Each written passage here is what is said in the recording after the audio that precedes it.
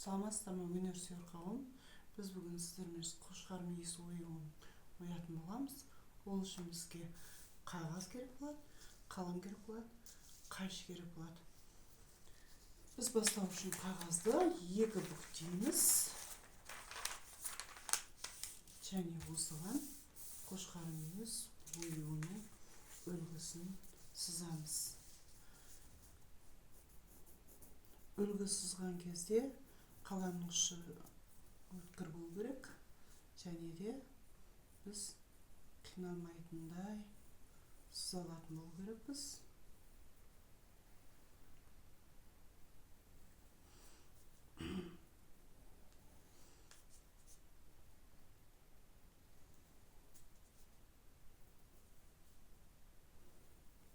Қарапайым түрі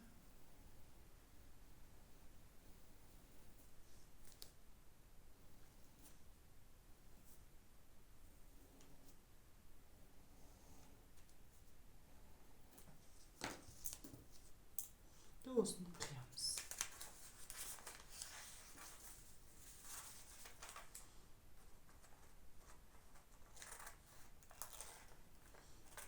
Қағазды екі бүктігеннен кейін екі жағына бірдей қошқар мүйізіміз шығады.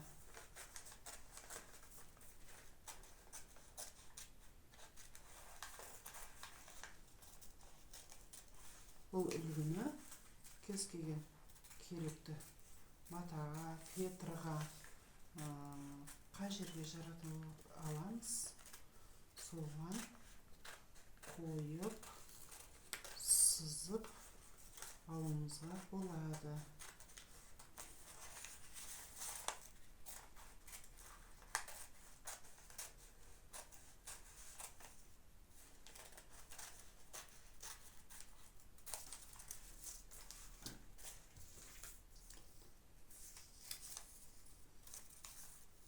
Біздің қошқар мүйіз оюымыз келіп шықты. Керектеріңізге жаратыңыздар. Сау болыңыздар.